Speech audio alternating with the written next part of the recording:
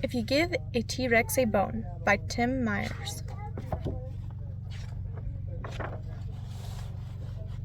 If you give a T-Rex a bone, he's going to be mad.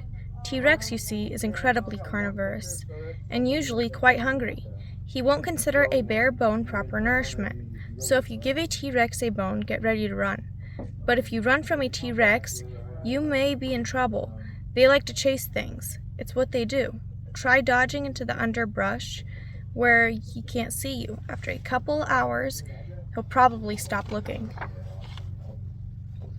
But if you're hiding in the underbrush, you might encounter a Dimetrodon. That cute, slow-slung guy with a big fin on his back, only he's also got knife-like teeth and super powerful jaws. And surprise, he's a meat eater too. So, if you encounter a Dimetrodon, it's best to skip the introductions and take off quickly, maybe into a nearby bay. But if you slip into a bay, you may attract a Kronosaurus.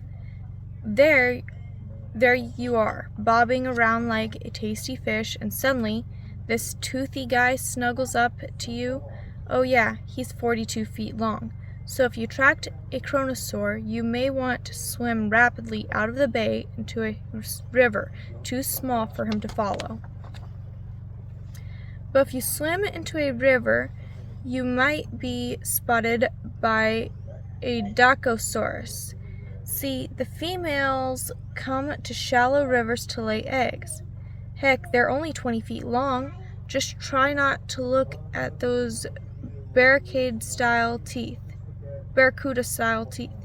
So, if you're spotted by a Dacosaur, don't stick around for the baby shower. Get out of the river and climb a ridge that rises above the jungle where you can catch your breath. But if you climb a ridge, you might be dived at by a Quetzalcoatlus. If you're dived at by a Quetzalcoatlus, the outcome could be unpleasant.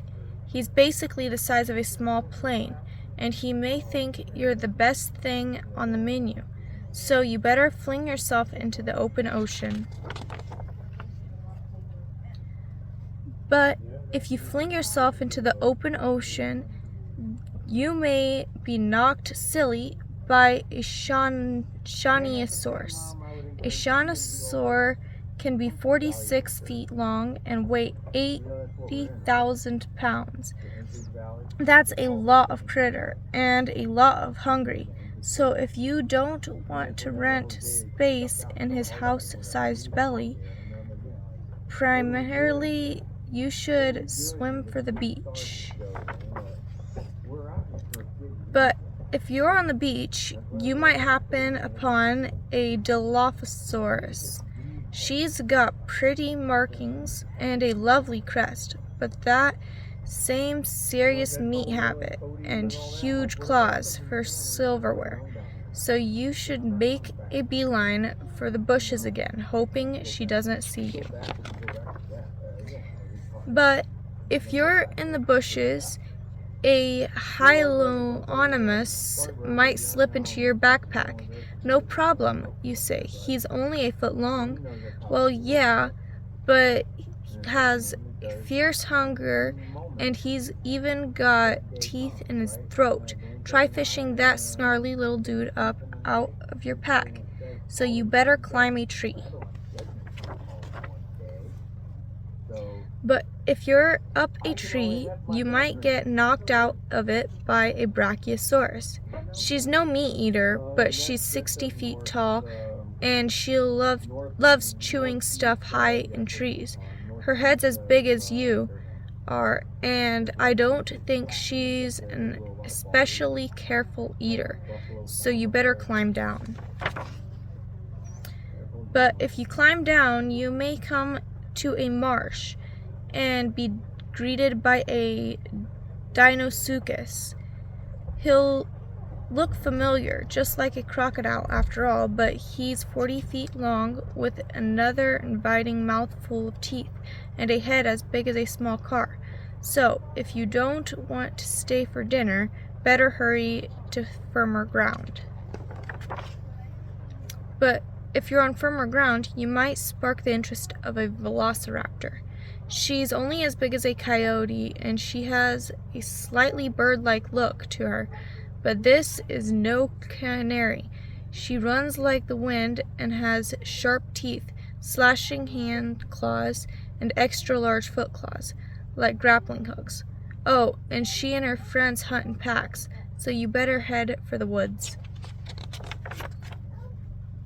But if you're in the woods, you might disturb a triceratops. She's a plant eater, but she gets mad pretty quick.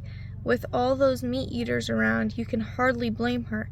And if she charges with that huge horn and those spikes, she could make you look like Swiss cheese. So you best get out of the woods, Red Riding Hood.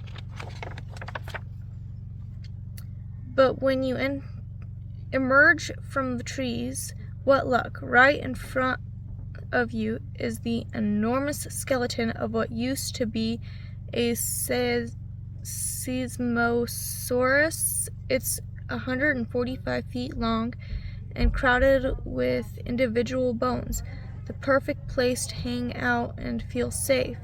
But if you're hanging out inside a Semiasaurus skeleton, you might get unexpected company. Did I mention that T-Rex also a scavenger? That means he likes to poke around old bones like these, and he's certainly strong enough to break through them. So there you are, back to giving a T-Rex a bone, and we've already discussed that. The end.